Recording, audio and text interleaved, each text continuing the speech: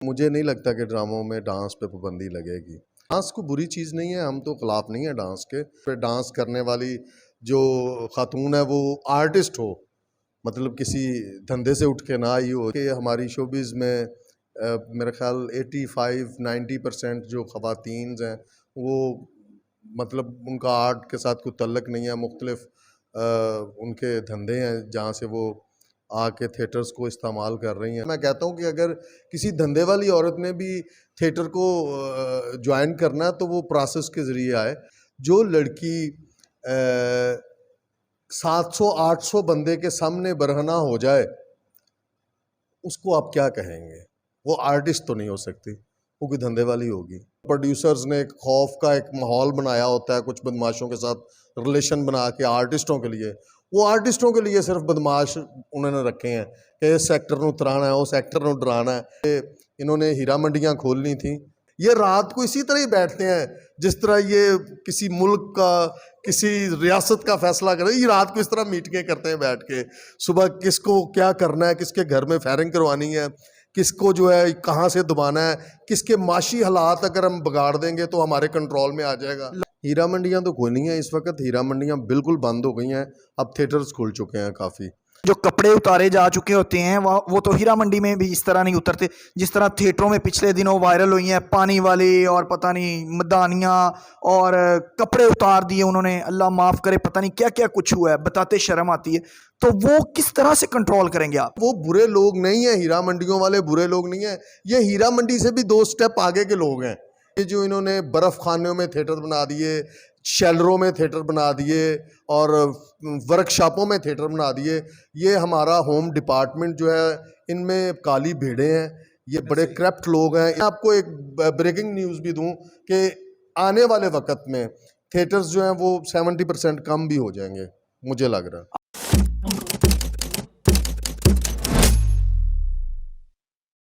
अस्सलाम वालेकुम नाजरीन, मैं हूं कुर्बान प्रिंस और आप देख रहे हैं हमारा फेसबुक और यूट्यूब चैनल। आज हमारे साथ मौजूद हैं पाकिस्तान ड्रामा इंडस्ट्री का एक खूबसूरत नाम जिन्होंने थिएटर में अपनी एक मुनफरिद पहचान बनाई, चौधरी निफ्ता कुक्कड़, जनाब ताहिर अंजुम साहब।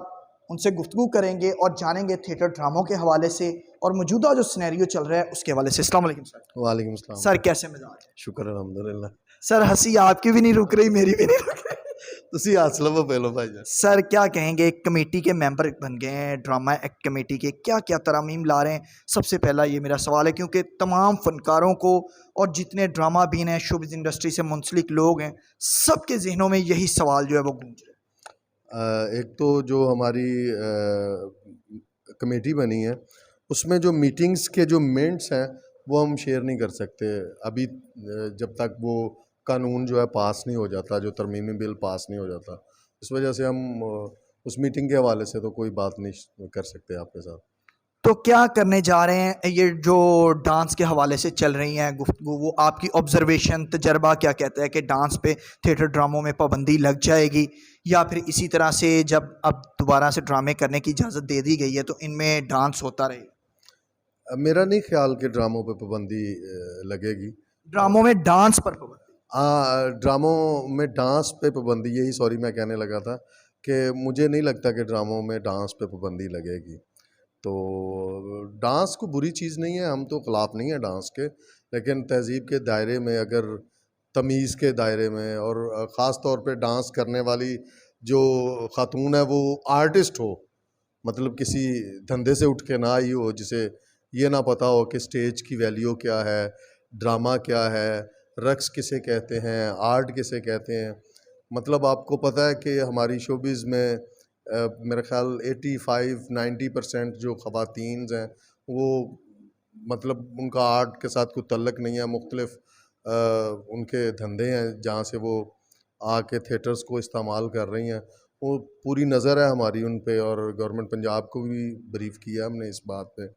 और हम चाहते हैं कि अगर हम किसी ऐसी ज़ात या किसी मतलब किसी कारोबार या किसी भी धंधे वाली औरत को, मैं क्रिटिसाइज़ भी नहीं करता, मैं कहता हूँ कि अगर किसी धंधे वाली औरत ने भी थिएटर को ज्वाइन करना है तो वो प्रोसेस के ज़रिए आए, काम सीखे पहले, मतलब फिर उसके बाद सर आर्ट्स कैसे डिफ्रेंशिएट करेंगे आप कि ये लड़की जो है वो प्योर आर्टिस्ट है और ये नहीं है? क्या क्राइटेरिया बनेगा उसका? कैसे आप किसी बंदे की पहचान कर सकते हैं कि ये प्योर आर्टिस्ट है, ये अच्छी रकासा है, अच्छी परफॉर्मर है और ये धंधे वाली औरत है, जिस तरह आपने लफ्ज़ यूज़ किया, तो ये किस तरह से क्राइटेरिया बनेगा? देखें, नरगिस डांस करती थी, पूरी दुनिया को पता है कि उसके नाम पे टिकट बिकता था, उसके डांस की वजह से टिकट बिकता था, तो वो आर्टिस्ट थी।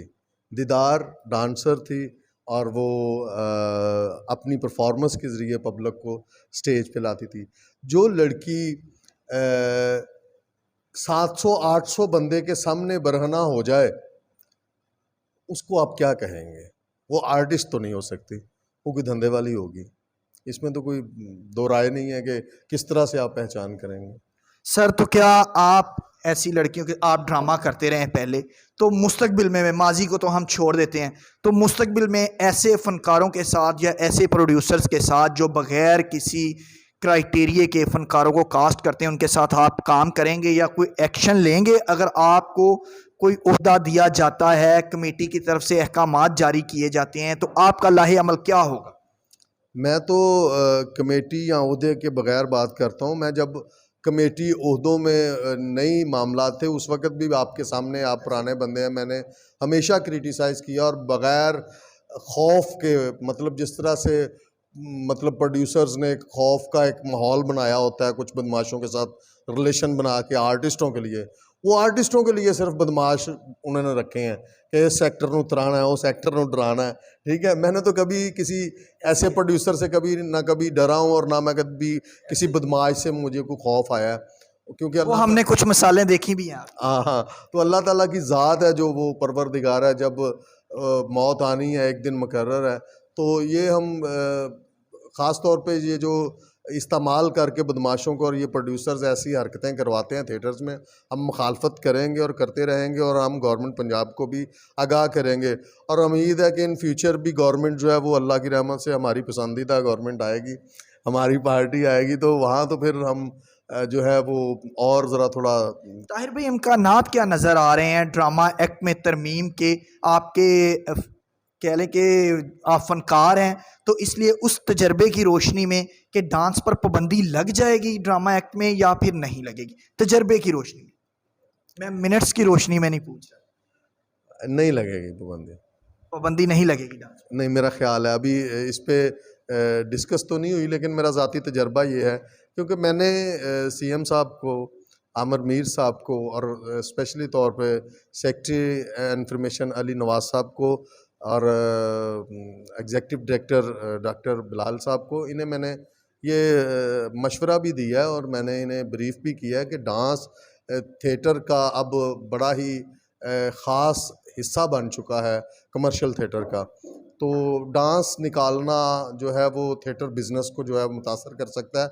ये है कि डांस कम हो सकते हैं, जिस तरह से ये इन्होंने हीरा मंडियाँ खोलनी थी, सॉरी टू से मुझे ये लफ्ज़ इस्तेमाल करने पड़ रहे हैं, वो नहीं होगा अब। जो ये 15 गाने, 16 गाने, 17 गाने, ये जो बहुत ही टू मच हो गया था, अब जो भी होगा वो गवर्नमेंट जो कहेगी उस तरह से होगा, कानून पास करने का मतलब। और ये जो ड्रामे खुले हैं, ये कोई ना समझे कि मतलब बड़ी इनकी अहमियत है और ये मतलब कोई पहिया जाम करने वाले थे, गवर्नमेंट ने प्रेशर में आके खोला थिएटर। सिर्फ और सिर्फ सीएम पंजाब को मैंने रिक्वेस्ट ये की थी। आपकी तस्वीर भी वायरल हुई और उस पर ट्रोलिंग भी हुई और रिजल्ट जो ट्रोलिंग किया जा रहा था उसके बिल्कुल ऑपोजिट आया है। नहीं, वो बात सिर्फ ये है कि हमारी फील्ड में ख़ास तौर पे, अगर ये शुरू से है, मैं 25-30 साल से इस फील्ड में हूँ, जब कोई ऊपर जा रहा होता है, तरक्की कर रहा होता है, तो कुछ लोग जो होते हैं ना, वो कोशिश करते हैं कि उनके आगे कुछ पत्थर फेंके जाएं, कुछ कांटे बचाए जाएं। और जिनकी मंजिल जो है ना, जिनका मतलब जो जुनूनी होते हैं, जो क्रेज़ी होते हैं, जो अपनी मंजिल की तरफ देखते हैं, ना पत्थरों को देखते हैं ना कांटों को देखते हैं, वो फिर मंजिल हासिल करते हैं। शोबिज़ में हमने देखा है कि जो 1 रुपए का होता है वो 100 रुपया बताता है आमदन, तो आप में हमने देखा है कि आप कहते कुछ हैं, प्रैक्टिकली कुछ और आपके जहन में चल रहा होता है, तो इसके पीछे क्या फ़िलॉसफी है?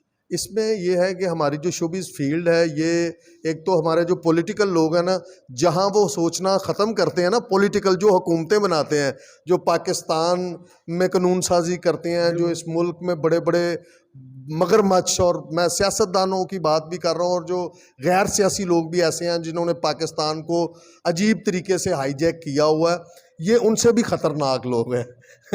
इस वजह से इन्हें बताना कुछ और चाहिए, करना कुछ और चाहिए।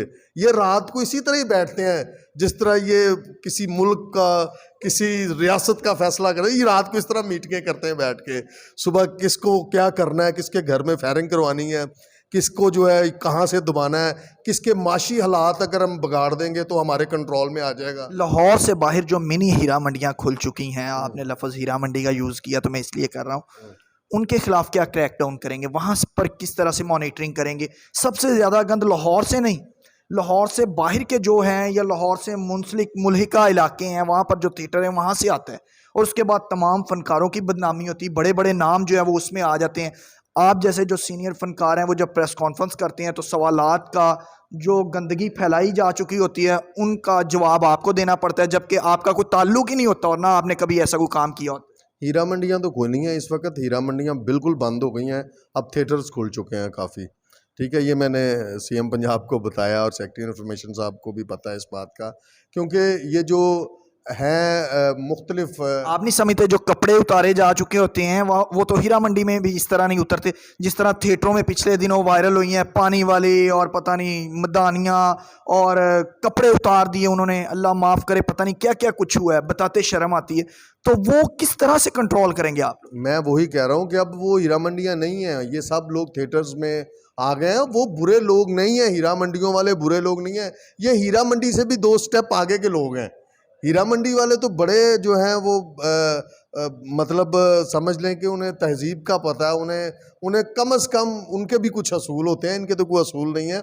मैंने जो पॉइंट जो है वो रेज़ किया है गवर्नमेंट पंजाब के आगे कि ये जो इन्होंने बर्फ़ खानों में थिएटर बना दिए, शेल्टरों में थिएटर बना दिए और वर्कशॉपों में थिएटर बना दिए, ये हमारा होम डिपार्टमेंट जो है इनमें काली भेड़ें हैं, ये बड़े करप्ट लोग हैं। इन्होंने 2-2 4-4 लाख रुपया लेके कोई चेक एंड बैलेंस नहीं, इन्होंने इस तरह लाइसेंस बांटे हैं जिस तरह से मतलब आप समझ लें कि ड्राइविंग के कच्चे लाइसेंस भी नहीं बांटे जाते जो इस वक्त ऑनलाइन है, जो मर्जी अप्लाई करे।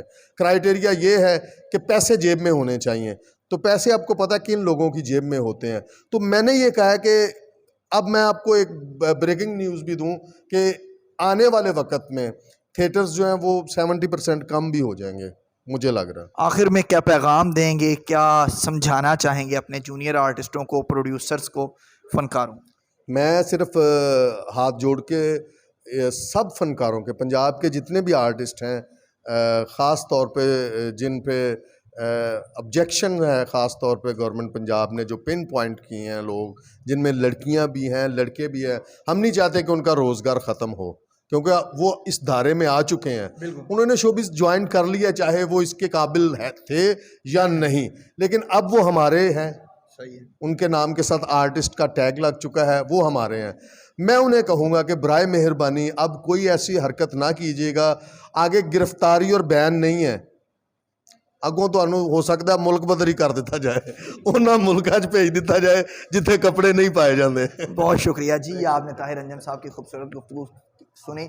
उन्होंने अपने साथी फ़नकारों को ये पैगाम दिया है कि जो कुछ हो चुका वो हो चुका, कानून अपने जो है वो हुकूमत और कानून अपने दायरा इख्तियार के मुताबिक उस पर एक्शन लेगी, लेकिन आइंदा के हवाले से उन्होंने वार्निंग जारी करते हुए ये बताया है कि कोई ऐसा गलत काम ना किया जाए जिसकी वजह से बहुत से लोग जो है वो बेरोज़गार हों। इसी के साथ मुझे कुर्बान प्रिंस को दीजिए इजाज़त, अल्लाह ने के बाद।